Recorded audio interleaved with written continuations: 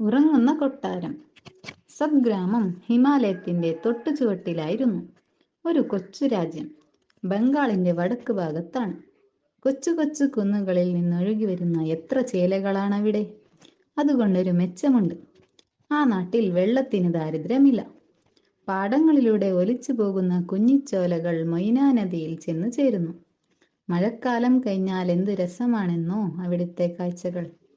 പുഴകളുടെ വക്കത്ത് കടും പച്ച നിറമുള്ള കുശപ്പുല്ലുകൾ എമ്പാടും വളർന്നു നിൽക്കും. വെൺപട്ടു പോലുള്ള പൂക്കൾ കൊണ്ട് മൂടി തലയാട്ടി. ഓ, രൂപ് കുമാറിന്റെ കഥയാണ് പറയാൻ വന്നത്. രൂപ് കുമാർ സദ്ഗ്രാമത്തിലെ രാജകുമാരനായിരുന്നു. അമ്പെയ്യാനും കുതിരസവാരിക്കും രാജകുമാരനേക്കാൾ കേമൻ അന്നാട്ടിലുണ്ടായിരുന്നില്ല. ഒരു ദിവസം രാവിലെ രൂപ് കുമാർ അച്ഛനോട് പറഞ്ഞു, ഞാൻ കുതിരപ്പുറത്ത് നാടു ചുറ്റാൻ പോകുകയാണ്, തടസ്സം പറയരുത്. രാജകുമാരൻ ഒരു സ്വപ്നം കണ്ടിരുന്നു. എന്താണ് സ്വപ്നം എന്ന് ആരോടും പറഞ്ഞതുമില്ല. അതാണ് അയാൾ ഈ സാഹസിക സഞ്ചാരത്തിന് ഒരുമ്പിട്ടത്. രാജാവാണെങ്കിൽ നിരവധി നാടും നഗരവും ചുറ്റിക്കറങ്ങിയിട്ടുള്ളതാണ്. കടൽ കടന്ന് അന്യനാടുകളിൽ പോയി യുദ്ധം ചെയ്ത് എന്തെല്ലാം നേടിയിട്ടുണ്ട്. കപ്പലുകളിൽ നിറയെ തങ്കവും വെള്ളിയും പട്ടുകളും സുഗന്ധദ്രവ്യങ്ങളും കൊണ്ടുവന്നിട്ടുണ്ട്. അതിൽ രാജ്ഞി എതിർത്തിട്ടുമില്ല. അങ്ങനെ അച്ഛനും അമ്മയും തടസ്സം പറഞ്ഞില്ല. രൂപ് കുമാർ കുതിരപ്പുറത്തേറി ശരം പോലെ പാഞ്ഞുപോയി. അതൊരു പുതുവത്സര ദിവസമായിരുന്നു. അന്ന് പുതുവത്സരാഘോഷങ്ങളെല്ലാം രാജകുമാരന്റെ യാത്ര കാരണം നിർത്തിവെക്കുകയാണുണ്ടായത്. രാജകുമാരൻ നാടും നഗരവും കാടും കൃഷിയിടങ്ങളും താണ്ടി കുതിച്ചു. നാഴികകൾ എത്രയോ പിന്നിട്ടു. ഗംഗയും പദ്മയും ബ്രഹ്മപുത്രിയും വീതിയേറിയ നദികളില്ലേ, അവയെല്ലാം കടന്നു. ഇടക്ക് അവന് സദ്ഗ്രാമത്തെക്കുറിച്ചോർത്ത് മുഷിച്ചിലും വന്നു. പലപ്പോഴും പുഴവക്കിലിരുന്ന് കൊച്ചൊഴുക്കുകൾ കാണാം. കൈക്കുമ്പിളിൽ വെള്ളം കോരി തലോലിക്കും. തണുത്ത വെള്ളത്തിൽ കുളിക്കും. നാളുകൾ പലതും കഴിഞ്ഞു. അയാൾ ഒരു കൊടുങ്കാട്ടിലെത്തി. ഭീമാകാരമായ മരങ്ങളുടെ കാട്. ആയിരക്കണക്കിന് വർഷം പഴക്കമേറിയ മരങ്ങൾ. കൊമ്പുകൾ തമ്മിൽ മുട്ടിമുട്ടി വെളിച്ചം കടക്കാത്ത കാട്. നട്ടുച്ചക്കും കൂരിരുട്ടുള്ള കാട്. പെട്ടെന്ന് എന്തോ മണത്തിട്ടെന്ന പോലെ കുതിര മുഖം തിരിച്ചു നിന്നു. അവിടെ ഒരനക്കവുമില്ല, ഒരൊച്ചയുമില്ല. എന്നിട്ടും മുഞ്ഞി തിരിച്ചു. പക്ഷികളോ മൃഗങ്ങളോ കണ്ണിൽപ്പെട്ടില്ല. കുറെ കൂടി മുമ്പോട്ട് ചെന്നപ്പോൾ കാട് അല്പം കട്ടി കുറഞ്ഞതായി. അകലെ ഒരു ചുവന്ന നിഴൽ കണ്ടു. കുറെ കൂടി ചെന്നപ്പോൾ അത് ചെങ്കലിൽ പണിത കൊട്ടാരമാണെന്ന് മനസ്സിലായി. രണ്ടാനകൾക്കൊന്നിച്ച് കയറാവുന്ന ഗോപുരവാതിൽ. ഒരു പെരുമ്പറ അവിടെ കെട്ടിത്തൂക്കിയിരിക്കുന്നു. പക്ഷേ കാവൽക്കാരൊന്നുമില്ല. രാജകുമാരൻ അങ്ങോട്ട് തന്നെ ചെന്നു.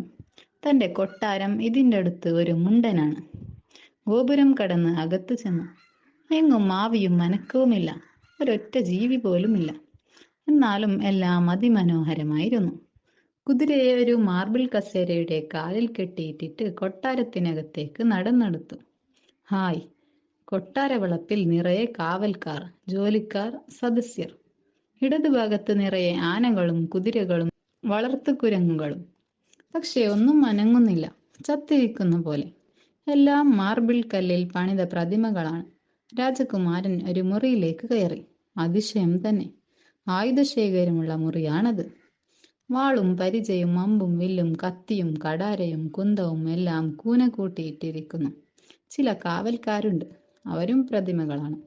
പിന്നത്തെ മുറി രാജസദസ്സാണ്. സിംഹാസനത്തിൽ രാജാവുണ്ട്. തൊട്ടടുത്ത് രാജ്ഞിയുമുണ്ട്. ചുറ്റും മന്ത്രിമാരും മറ്റു കേമന്മാരും ഇരിക്കുന്നു. സിംഹാസനവും മറ്റിരിപ്പിടങ്ങളും ഒറ്റക്കല്ലിൽ പണിത് രത്നം പതിച്ചവയാണ്. രൂപ് കുമാർ സത്യത്തിൽ വിവശനായി. എന്നിട്ടും മുന്നോട്ട് നടന്നു. തൊട്ടപ്പുറത്ത് മുല്ലപ്പന്തലിന്റെ താഴെ ഒന്നാം തരം ഒരു കുളം, നിറയെ താമരപ്പൂക്കൾ. പക്ഷേ എല്ലാം മാർബിളാണ്. അടുത്ത മുറി കിടപ്പറയാണ്. ഒത്ത നടുക്ക് ഒന്നാം തരം മാർബിൾ കട്ടിൽ. അതിൽ അതിസുന്ദരിയായ ഒരു രാജകുമാരി ഉറങ്ങിക്കിടക്കുന്നു. രൂപകുമാറിന്റെ കണ്ണുകൾ തിളങ്ങി. ഹായ് ഹായ്, അയാൾ പറഞ്ഞു പോയി. അവൾക്ക് ജീവനുണ്ട്, അയാൾ ഓർത്തു. അവൾ ആരാണ്? അയാൾ തനിയെ ചോദിച്ചു. ജനലുകൾ അടഞ്ഞു കിടക്കുന്നു. കട്ടിലിൽ രത്നകമ്പളം വിരിച്ചിരിക്കുന്നു. അതിനടുത്തൊരു തട്ടിൽ കുറച്ച് വെള്ളമിരിക്കുന്നുമുണ്ട്. എല്ലാം മാർബിൾ തന്നെ. രൂപ് കുമാർ കട്ടിലിനടുത്ത് ചെന്നു. അതെന്താ? കട്ടിലിനടിയിൽ രണ്ട് സ്ഫടികകൾ കണ്ടു. ഒന്ന് വെള്ളിവടിയാണ്, മറ്റേത് സ്വർണവും. സ്ഫടികമല്ല. രൂപ് കുമാർ ഇത് രണ്ടും എടുത്ത് കട്ടിലിൽ വെച്ചു. ഒരു ശബ്ദം പുറപ്പെട്ടു. വടിയുടെ അറ്റം രാജകുമാരിയുടെ പ്രതിമയിൽ തൊട്ടതാണ് കാരണം. ഹോയ്! രാജകുമാരി ഒന്നനങ്ങി, കോട്ട് വായിട്ടു. പിന്നെ താമര ഇതൾ പോലുള്ള കണ്ണുകൾ തുറന്നു. അങ്ങാരാണ്? മൂകമായ ആ മുറിയിൽ നിന്ന് രാജകുമാരിയായ രൂപകുമാരിയുടെ മനോഹരമായ ശബ്ദമുയർന്നു. പേടിക്കേണ്ട, ഞാനൊരു രാജകുമാരനാണ്. രൂപകുമാർ സംഭവങ്ങളെല്ലാം വിവരിച്ചു. ഇതെന്താണ് ഈ കൊട്ടാരം ഇങ്ങനെ? രാജകുമാരൻ കഥകൾ തിരക്കി. കുമാര, പണ്ടു നടന്ന ഒരു കഥയാണത്. എത്രയോ കൊല്ലങ്ങൾക്ക് മുമ്പ് ഇവിടെ ഒരു ഭീകരനായ രാക്ഷസനുണ്ടായിരുന്നു, മന്ത്രവാദി. അയാൾ എന്നെ വിവാഹം കഴിക്കാൻ ആഗ്രഹിച്ചു. പക്ഷെ ഞാൻ സമ്മതിച്ചില്ല. അച്ഛനും അമ്മയും സമ്മതിച്ചില്ല. ഒടുവിൽ അയാളെ തുറുങ്കിലടക്കാൻ അച്ഛൻ സേനകളോട് പറഞ്ഞു. എന്നിട്ട്? രാജകുമാരൻ ചോദിച്ചു. അപ്പോഴേക്ക് അയാൾ മന്ത്രം ഉച്ചരിച്ചു കഴിഞ്ഞു. കൊട്ടാരം ഒന്നാകെ ഉറങ്ങിപ്പോകട്ടെ എന്ന് ശപിച്ചു. എന്നെങ്കിലും ഒരു രാജകുമാരൻ ഈ സ്വർണത്തണ്ട് കൊണ്ട് എന്നെ തൊടുമ്പോഴേ എല്ലാം ഉണരാവൂ എന്ന് പറഞ്ഞു. അടുത്തിരിക്കുന്ന വെള്ളം എല്ലാറ്റിലും തളിച്ചാൽ എല്ലാം പഴയതുപോലെയാകും. രാജകുമാരനും രാജകുമാരിയും ഒന്നിച്ച് കൊട്ടാരത്തെ ഉണർത്തി. എല്ലാവരും കണ്ണു ചിമ്മി എഴുന്നേറ്റു. കൊട്ടാരത്തിൽ ശബ്ദമുയർന്നു. പിന്നീടെല്ലാം വേഗമാണ് നടന്നത്. രൂപകുമാരിയെ രൂപകുമാറിന് വിവാഹം കഴിച്ചു കൊടുക്കാൻ രാജാവ് തീരുമാനിച്ചു. കല്യാണ ദിവസം അടുത്തപ്പോഴേക്ക് കൊട്ടാരം അണിഞ്ഞൊരുങ്ങിക്കഴിഞ്ഞു. തെരുവുകളിൽ തോരണങ്ങൾ ഉയർന്നു. കൊട്ടാര ഗോപുരത്തിലെ മണ്ഡപത്തിൽ നിന്ന് നിരവധി പേര് ഷഹനായി വായിച്ചു. കൊട്ടാര വെളുപ്പിൽ വലിയ ചെമ്പുകളിൽ പാലും തൈരും നിറച്ചു വെച്ചു. കൊച്ചു കൊച്ചു തടാകങ്ങൾ പോലെ മനോഹരമായ പന്തൽ കെട്ടി ഉയർത്തി. പന്തലിൽ താമരപ്പൂക്കൾ വിതറി. പന്തലിനു മുമ്പിൽ കുഴവാലകൾ കെട്ടിവെച്ച് അവയുടെ ചുവട്ടിൽ മൺകലങ്ങളിൽ വെള്ളം നിറച്ചു വെച്ചു. കുടങ്ങൾക്ക് പുറത്ത് വെളുപ്പും ചുവപ്പും നിറത്തിൽ പലതും കോറി വെച്ചു.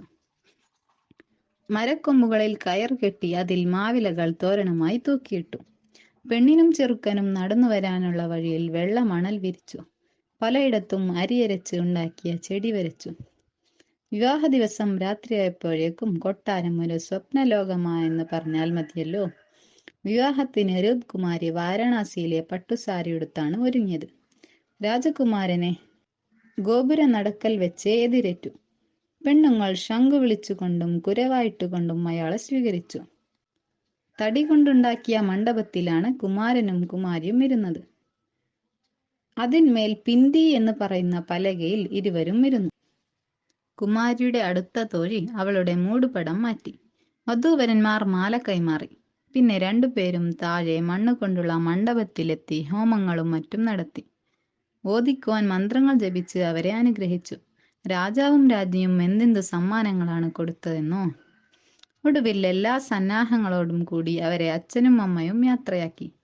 സദ്ഗ്രാമത്തിലേക്ക് രൂപകുമാരിന്റെ മടക്കയാത്ര എല്ലാവർക്കും അത്ഭുതമുണ്ടാക്കി.